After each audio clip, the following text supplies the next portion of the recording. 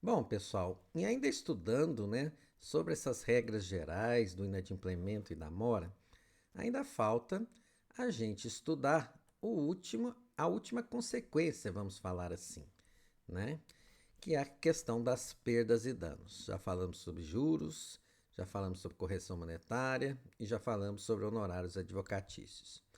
E o que são essas perdas e danos aqui? Nós já falamos sobre perdas e danos, né, no comecinho do nosso curso, e lá a gente falou de uma forma bem genérica que eram todos os prejuízos que o credor, né, teria se o devedor não cumprisse a obrigação. Então, para a gente dar uma aprofundada nesse conceito, lá no artigo 402 do Código Civil, fala que as perdas e danos devidas ao credor abrangem, além do que ele efetivamente perdeu, né? E a gente vai chamar isso de dano emergente, mas inclui também o que razoavelmente, o que provavelmente ele deixou de ganhar. E esse provavelmente aqui, pessoal, tem que ser um nível alto de certeza. É bem provável mesmo que ele ganharia e não vai ganhar mais. Não é uma coisa aleatória, né? Ah, eu bati no carro do cidadão e ele deixou de ganhar na loteria, porque ele não pôde ir na lotérica julgar. Né? Isso não é uma coisa provável, né? Então, é aquilo que realmente, né, a gente, pelas circunstâncias, a gente depreende, né? Olha, é muito possível realmente que ele tenha tido esse prejuízo aqui, tá certo? Então são essas duas figuras. E quando o Código Civil, né, ou melhor, quando a doutrina vai explicar isso, pessoal, ela sempre usa o exemplo do táxi. É um exemplo muito bobinho, mas que mostra, né, dá com muita clareza a diferença de dano emergente e lucro cessante.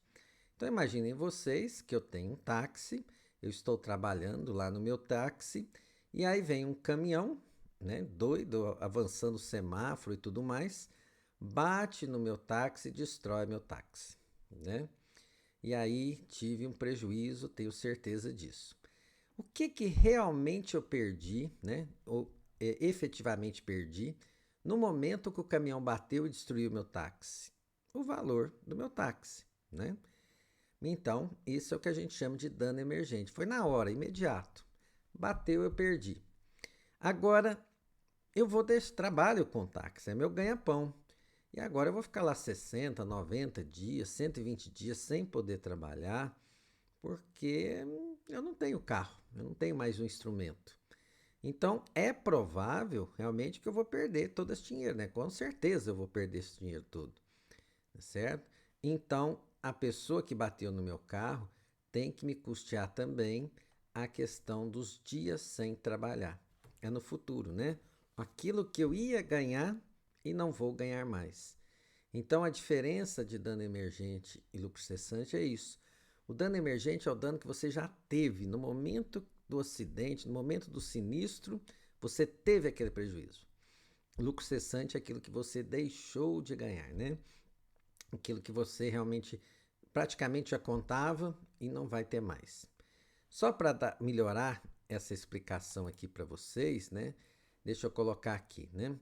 Imaginem vocês a questão do táxi. No momento da batida, meu táxi valia 100 mil reais. Então, com a batida, o valor dele passou a ser 40, é um carro batido. Então, o que foi o meu dano emergente? 60 mil reais. Tá bom? Então, dano emergente surge naquele momento. Bateu, eu perdi 60 mil reais do meu patrimônio na hora. Dano emergente. Lucro cessante é aquilo que eu não vou conseguir ganhar mais. Vamos dar uns exemplos aqui que eu queria mostrar para vocês que as figuras de dano emergente e lucro cessante a gente sempre fala junto, né? Mas são figuras independentes. Eu vou mostrar um caso que tem os dois, vou mostrar um caso que tem dano emergente e não tem lucro cessante, e vou mostrar um caso de lucro cessante que não tem dano emergente.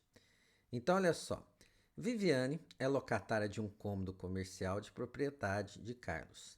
O imóvel tem problemas na fiação elétrica que Carlos escondeu. Hoje o imóvel pegou fogo, destruindo o estoque de Viviane e obrigando-a a ficar sem vender por 6 meses. Pergunta a vocês: a Viviane teve danos emergentes? Resposta sim. E o que foram esses danos emergentes? O valor do estoque. Na hora que pegou fogo, aquela parte do patrimônio dela acabou, né? Então se destruiu. Então ela teve dano emergente. A Viviane tem direito a lucros cessantes? Ela teve lucros cessantes? Olha, ela já trabalhava ali, tinha o seu ganha-pão e agora realmente vai ficar sem vender por 6 meses. Então, a resposta é sim, as vendas dos 6 meses aqui. Tá certo? Então, nós temos aí a figura do dano emergente e do lucro cessante na mesma situação. Agora vamos imaginar o seguinte, né? A mesma Viviane é locatária de um comércio de propriedade do Carlos. O imóvel tem problemas na fiação elétrica que Carlos escondeu. Hoje o imóvel teve um incêndio, estragando apenas a pintura. Só a pintura. Pintura que a Viviane fez estragou. E aí eu queria saber de vocês, né? Porque a Viviane alega que isso obrigará a ficar sem vender por 6 meses, mas só por causa da pintura, né? Não pode trabalhar porque a pintura ficou feia.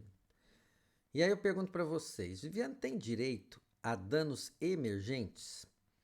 Resposta sim, o valor da pintura que ela fez, né?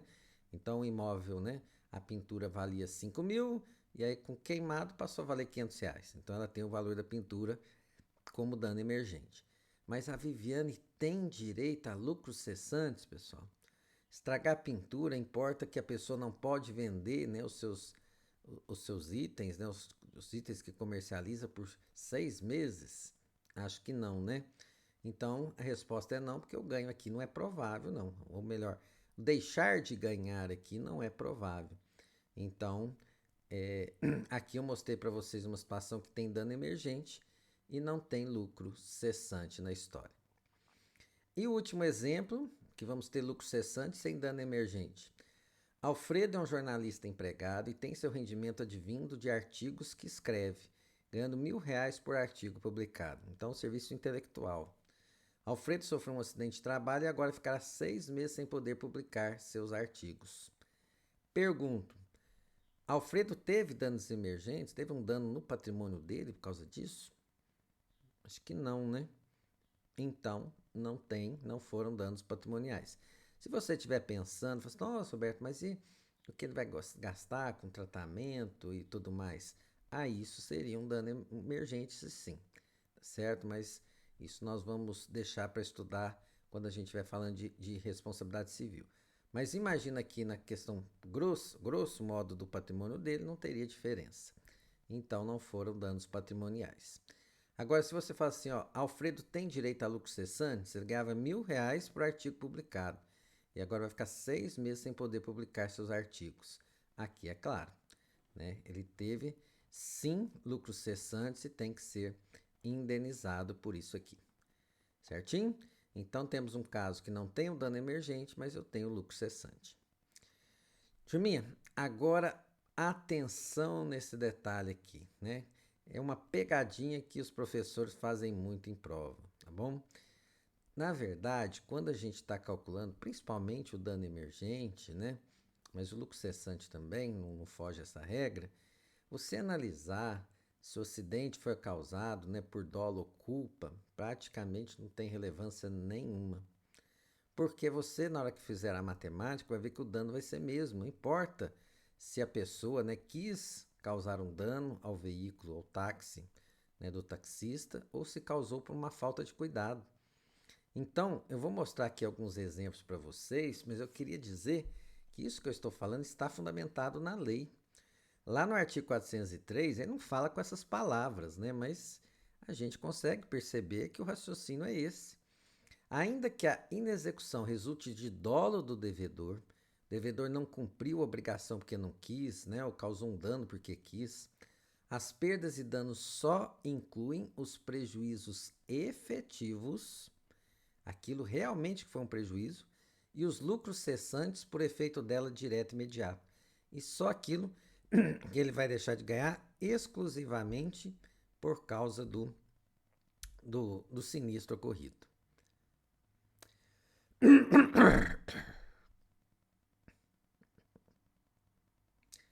Então, olha só, primeiro, vamos dar um exemplo aqui para vocês verem na prática como é que não faz diferença. Primeiro, qual que é a diferença de culpa e dolo para o direito civil? Pessoal, é muito mais simples do que culpa e dolo lá no direito penal. Basicamente, para você não errar nunca, basta que você vai falar que culpa é uma falta de cuidado e a dolo é a intenção de causar o dano, né? Então, olha, uma coisa é eu ir lá e estragar o patrimônio de alguém, porque eu quis, não gosto da pessoa. Outra coisa é eu estragar por uma falta de cuidado. Poxa, foi o sem querer, né? Mas vocês vão ver que isso não tem muita relevância, não. Olha só esse caso aqui. O Carlos, e aqui por dolo ou culpa, nós vamos esquecer essa diferença aqui, certo? O Carlos destruiu o imóvel comercial de Viviane, causando danos ao estoque no valor de 20 mil e lucros cessantes no valor de 100 mil reais. Perfeito? Temos dano emergente e lucro cessante aqui. Pergunta a vocês, se o Carlos, né, destruiu o imóvel comercial da Viviane por uma falta de atenção, poxa, tá certo, eu deixei cair um material, um cigarro perto da cortina que pegou fogo e o fogo se alastrou por todo o comércio, né? Foi uma falta de cuidado. Então, se foi uma falta de cuidado, qual que é o dano emergente que ele causou na Viviane? Deixa eu mudar aqui, certo? Qual que é o dano emergente que ele causou na Viviane? 20 mil, tá certo? E se o Carlos tivesse chegado lá e colocado fogo na loja de propósito, né? Por dolo, qual que é o dano emergente que ele teria ocasionado? 20 mil também. Não muda, né? Então vocês estão vendo aí, pessoa que praticou o ilícito, né, civil, tanto faz se for por dolo ou culpa, o valor dos danos é o mesmo. E lucro cessante, muda alguma coisa? Eu falei aqui no problema, né, que os lucros cessantes foram de 100 mil reais. Se esses lucros cessantes foram ocasionados por culpa do Carlos, né, como eu disse para vocês, sem querer, deixou cair lá um cigarro na cortina, aquilo pegou fogo, alastrou, né? Qual que é o lucro cessante que o Carlos vai ter que indenizar a Viviane? 100 mil. Agora, se o Carlos foi naquela loja e pegou e pôs fogo de propósito na loja porque não gosta da Viviane, causou lucro cessante? Sim. Qual o valor? 100 mil também. Então, vocês estão vendo aqui, né, um exemplo de como a questão da gente, em matéria de dano patrimonial, né, de perdas e danos, a gente ficar discutindo se foi dolo ou culpa é irrelevante, certo?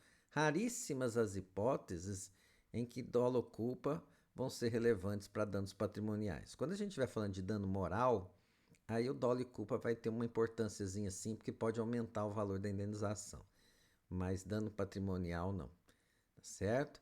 E isso que eu estou falando para vocês, a gente fundamenta em 2 artigos, né, do Código Civil.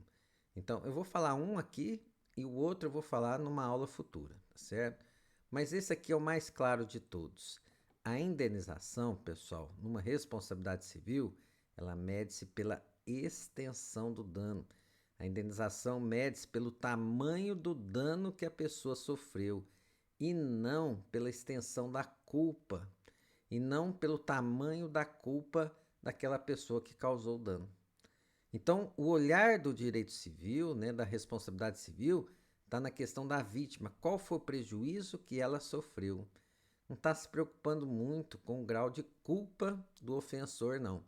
Embora, né, quando a gente estiver falando de responsabilidade civil, tem esse caráter, sim, punitivo, mas vocês vão ver que nossa preocupação realmente é na pessoa da vítima, é no dano que ela sofreu. Certinho?